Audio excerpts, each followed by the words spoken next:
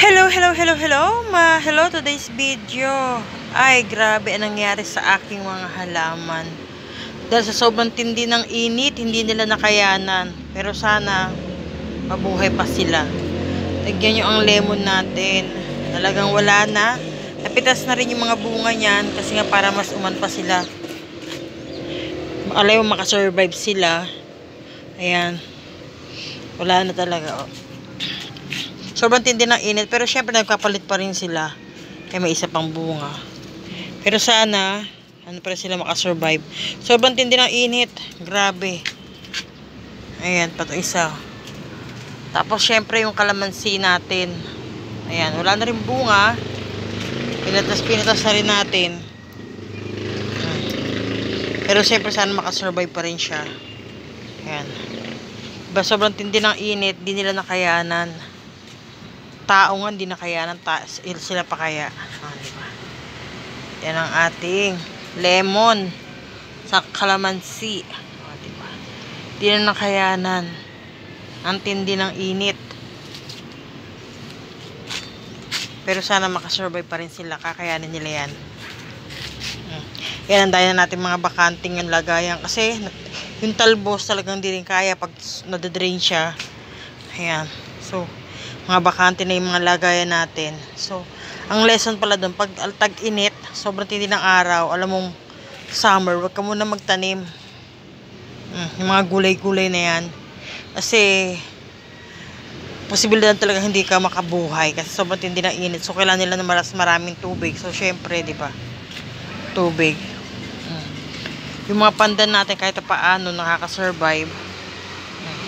Ito, nakakasurvive pa rin to. Ito, oh. Yan. Bago lang yan, kamatis. Nakasurvive siya. Yan. Sana nga lumaki siya. Tingnan na. Yung mga pandan natin. Yung dami ng mga bakanting mga lupa. Ano natin yan? Lalagyan natin ng mga fertilizer yan. Papatabain mo natin yung lupa bago natin taniman. Pag nagtag-ulan, maganda na yan. Ayan. Tabayin natin. Wala na. Hindi na sila nabuhay. Yung mga wala na to, sili. Hindi na kaya. Hindi nila nakayanan. Ang tindi na init. Diba? Sayang yung mga sili natin. Hindi na nakaya. So, yan. Talagang hindi na nila kaya lumaban. O, diba? Sumuko sila. Hindi nila nakaya. Sobrang tindi ng init. Hindi na nakayanan. Yung mga tanglad natin na yan. Hindi natin kaya i-survive yung mga yan. Diba? So, ayan natin silang diligan, makasurvive. Okay na sila dyan. So, dito, masyadong marumi pa rin. Hindi tayo masyadong makapaglinis masyado dito sa taas. Kasi nga, sobrang tindi ng init. Hindi tayo makikipagsapalaran sa init, sa araw. Hindi natin kaya yun. Mahirap makipagsapalaran sa tindi ng init. Yan. Pero as you can see, ang kalangitan na yun, kumukulimlim. Nagbabadyang umulan sa ibang lugar. Siguro bandang Caloocan yan. Caloocan, ayan. Babadyang umulan. Sa atin maliwanag eh. Oh. Ito maliwanag doon. Ang dami na natin bakanting lupa. Oh. Kagawin ko dyan, bubungkalin ko. Tapos, pag may time ako, bungkalin ko, isako ko muna siya, tapos lagyan ko sa ilalim ng mga pinagbalatan ng gulay, pinagbalatan ng prutas. Gagawin na natin nga siya.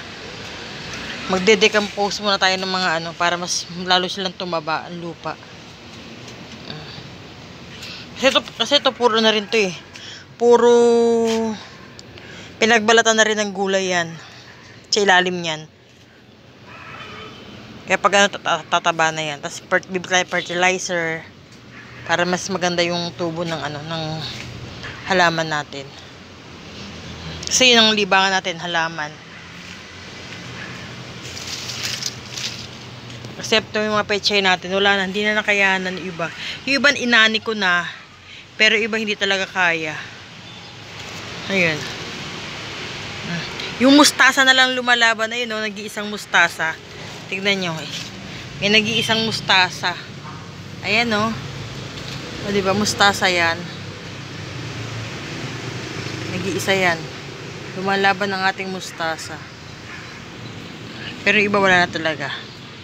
Inaani na natin iba, niluto natin para at least napakinabangan kahit paano. Kaya dapat, pag alam mo tag-init, tag-araw, summer, wag na kayo magtanim.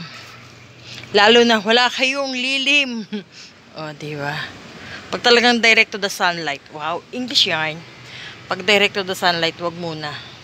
Pag gantong gantong place niyo. Pero kung meron kayong lilim, may mga bubong, okay lang yun. Pero pag ganito sa akin, para sa akin, hindi pwede. Kaya yun, di ba?